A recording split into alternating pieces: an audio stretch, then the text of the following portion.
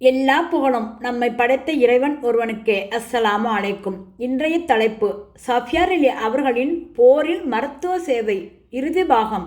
அகழ் யுத்தத்திற்கு பிறகு கைபர் பள்ளத்தாக்கில் வசித்து வந்த பனு நுலைர் கோத்திரத்தைச் சேர்ந்த யூதர்கள் இஸ்லாத்திற்கு எதிரான நீண்ட சதி திட்டங்களை உருவாக்கி வந்தார்கள். அதனை கேள்விப்பட்டதும் முற்றவிடாமல் முன்கூட்டியே அதனை தகர்த்து விடுவதற்காக அந்த யூதர்களுடன் ஒரு போரை மேற்கொண்டார்கள் முகமது நபி ஸல்லல்லாஹு அலைஹி வஸல்லம் அவர்கள். அதுதான் கைபர் போர். இந்த போரிலும் சஃபியார் அலி அவர்கள் கலந்து கொண்டு போர்க்கால சேவைகளை ஆற்றியுள்ளார்கள் என்பது குறிப்பிடத்தக்கதாகும். முஸ்லிம் பெண்கள் சிலருடன், குறிப்பாக அஸ்லம் கோத்திரத்தை சார்ந்த ஐபா பின் சௌத்ரில் எனும் நபி தோழியருடன் சேர்ந்து போர்க்களத்திற்கு அருகில் ஒரு கூடாரம் அடித்துக்கொண்டு போரில் காயம்பட்ட வீரர்களுக்கு மருத்துவ உதவி அளித்துள்ளார்கள். போர் முடிந்த பிறகு போரில் கைப்பற்றப்பட்ட பொருள்களை முஸ்லிம் வீரர்களுக்கு பகிர்ந்தளித்த அண்ணன் நபி நாயகம் ஸல்லல்லாஹு அலைஹி வஸல்லம் அவர்கள் மருத்துவ சேவை ஆற்றிய பெண்களுக்கும் அவற்றை வழங்கினார்கள். அதில் அன்னை சஃபியார் அலி அவர்களுக்கும் அதிக பங்கை அளித்து கௌரவித்தார்கள். அன்னை சஃபியார் அலி அவர்கள் தம் சொந்த சகோதரரின் புதல்வரான அண்ணன் நபி நாயகம் ஸல்லல்லாஹு அலைஹி வஸல்லம் அவர்களை விட 2 அல்லது 3 வயதுதான் மூத்தவர்களாய் இருந்தார்கள். குழந்தை பருவத்தில் இருவரும் ஒரே வீட்டில்தான் வளர்ந்து வந்தார்கள். ஆகையால் உளப்பூர்வமான பாசமும் நேசமும் இருவரின் இதயத்திலும் குடிகொண்டிருந்தது.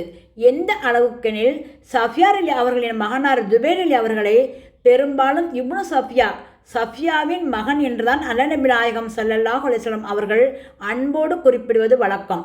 இப்படி உயிருக்கு உயிரான அன்புடனும் உயர்ந்த மரியாதையுடனும் பேசி பழகி வந்த அண்ணன் நபி நாயகம் ஸல்லல்லாஹு அலைஹி வஸல்லம் அவர்கள் இவ்வுலகை விட்டு பிரிந்து சென்ற போது பெண்களிலேயே, குறிப்பாக நபி அவர்களின் குடும்பத்து பெண்களிலேயே அதிகமான அதிர்ச்சிக்கு ஆளாகி பெரிதும் கவலை கொண்டவர் அன்னை சஃபியார் அலி அவர்கள்தான்.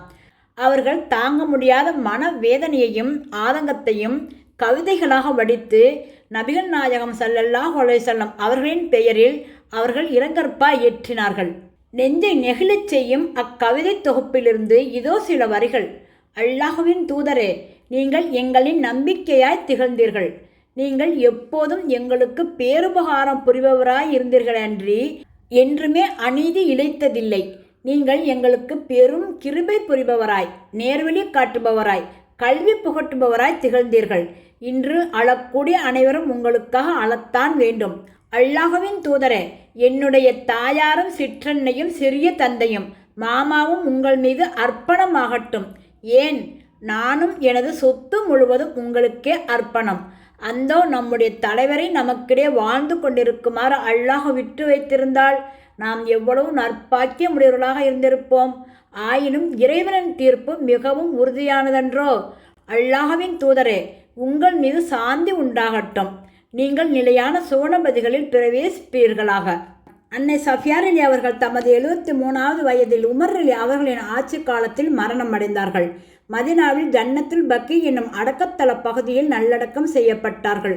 அல்லாஹ் அவர்களை திருப்தி கொண்டு அவர்கள் புரிந்த தியாகங்களுக்கும் சேவைகளுக்கும் நற்கூலி வழங்குவானாக. ஆமீன். எங்கள் இறைவா, கண்ணியம் நிறைந்த இந்த பெண்களின் வரிசையில் பெண்களாகி எங்களையும் சேர்த்து விடுவாயாக என்று கூறி இந்த பேச்சை முடித்துக் கொள்கிறேன்.